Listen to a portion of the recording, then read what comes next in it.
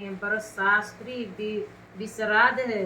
हे देव, व्रतों के में उत्तम उस व्रत को करिए जिसे व्रत से प्राणियों को द्वारा युग युग के प्रभाव काल में मुक्ति लाभ हो और ब्रह्मांड उस व्रत से प्राणियों को भोग और मोक्ष प्राप्त हो।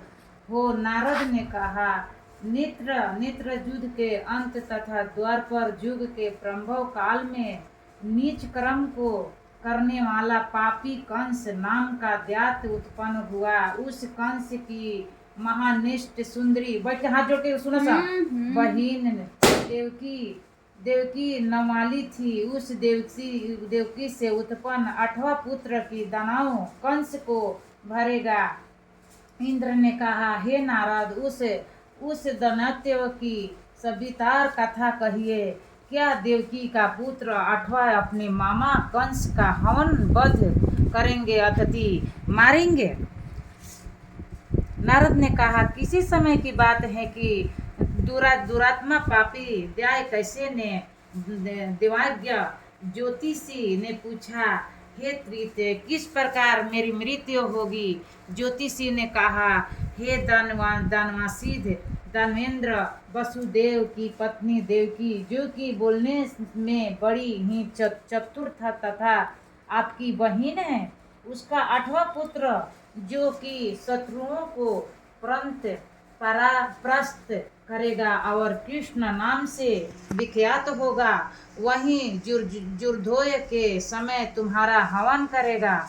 कंस ने कहा, हे देवज्ञ, बुद्धिमानों में निष्ठा यत्य पूर्वक कहिए, किस मांस दिन और समय में वह कृष्ण मुझे मार डालेगा? देवज्ञ ने कहा, हे दैनवेश्वर, माघ मांस के शुक्ला पक्ष की 7वीं तिथि को महात्मा कृष्ण के साथ तेरा घोर संग्राम होगा।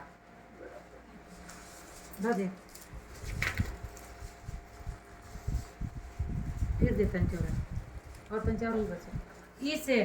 उसी संग्राम में तुम्हें वह मार डालेगा। इसलिए हे कंस, तुम अपनी रक्षा का प्रयत्न करो। नारद ने कहा, हे शंख देवज्ञ के वो कहने पर कंस श्री कृष्ण परेंगे, इसमें तनिक भी संदेश नहीं करना चाहिए। अतिथि, हे सुरेश्वर, कंस की मृत्यु देवज्ञ बताते हुए समय पर श्री कृष्ण के हाथों से अवश्य ही होगी। इंद्र ने कहा, हे मुनि पुंडवा, उस दैत्य की कथा कहिए और कैसे कृष्ण की उत्पत्ति होगी और कृष्ण द्वारा कैसे उसकी मौत हो आएगी।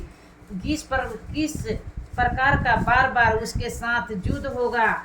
ये ब्रह्मपुत्र, हे मुनिश्रेष्ठ, उस पूरी कथा को मुझसे कहने की कृपा कीजिए। कंस नामक का दैत्य ने अपने द्वारपाल प्रतिहार से कहा, मेरी प्रिय बहन देवकी की मुझसे हमरो किस फोटो गया कथा दैत्य ने अपने द्वारपाल प्रतिहार से कहा,